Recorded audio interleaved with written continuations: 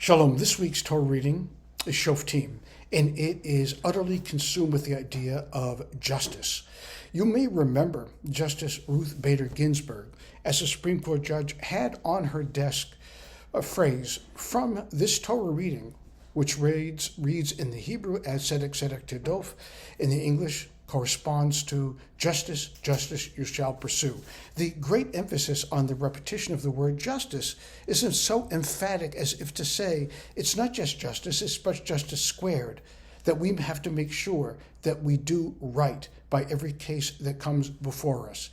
However, in our Torah reading today, we find the beginning of the parsha commences like this: Shoftim v'shotrim titen lecha b'chol sha'arecha, that judges and guardians should be appointed and placed at all of your gates. Now, this would make a great deal of sense, because when one feels that one has been defrauded, when there's been a cheat, something feels like they've been lied to, justice should be done immediately. That in the marketplace where somebody feels that they've been wronged, that there should be an adjudication that happens immediately, not a week or a month or a year later, but right now. And so the judges were stationed with people to enforce the judgment at every corner of every city, so that somebody could feel that they're having been aggrieved, but they can find social justice. Again, justice delayed is justice denied. But this is not how the Chafetz Chaim reads this Torah portion. For we understand that the word lecha, which is the second person singular, deals with you as an individual. You as an individual should appoint guardians and people who are judges at all of your gates. How does that splay out into our life? What is the meaning of this? Well, the Chafetz Chaim digs down very deeply and says that every person has great power.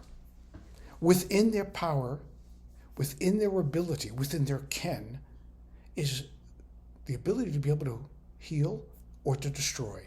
That each one of us has this power, whether we're carrying a weapon that's a physical weapon to injure another individual or not. No, every person, simply by the power of their own tongue, has the ability to be able to wound and heal. The book of Proverbs has it that the power of life and death is on your tongue. The Chafetz Chaim interprets it quite this way, that we have a gate. The gate is our mouth. We have the ability to be able to open it, and we can have the ability to be able to shut it. And if we open it at the wrong moments and we say something that is highly regrettable, think of the damage that can be done. I would like you to think about the damage that's been done to you when somebody's come up to you and said, "Do you know what so-and-so said about you?" Do you remember that moment when you heard those words out of somebody's mouth, the pain that you felt? Because you knew that when that person was speaking negatively about you, the train that carried that negative thought spread very quickly amongst people whom you would never know, but ultimately may meet you one day, and they'll look at you wide-eyed and think of to themselves, "Gee, this is the person that we're talking about." That is sinful, and it is incredibly destructive. There are two words that we use in Hebrew for this carrying out of words that has a very negative impact. One of them is Lashon Hara, which you're probably familiar with. It's evil tongue, it's gossip. That gossip is forbidden in Judaism. Whether we view it as good or bad, we may think it is laudable. We're thinking about, did you see, what's her name? She was wearing that wonderful dress. Well, the person that hears that may interpret it entirely differently than if we had meant it. Negatively, did you see that dress she was wearing? And on the other hand, we've got something called richilut.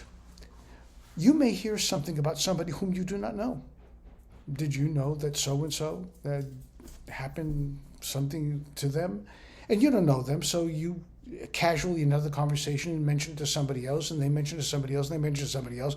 And sooner or later, an entire community knows about this one individual, and people who do know that individual are hearing the negative reports about them. Again, going back to this phrase that opens up our parsha, that guardianship and judgmentalism in terms of what we wield with our mouth, our words should never be weaponized. And that is key to understand how this Torah reading impacts our life as we place judgments before the gates of our own mouth, that we need to think before we speak. What are the repercussions of what I'm about to say? Do I really need to say this? Or am I just filling a black hole where there's no conversation and trying to fill it with meaningless dribble, which may not ultimately be meaningless? The Torah reading has a very powerful impact on us all this week. Shabbat Shalom.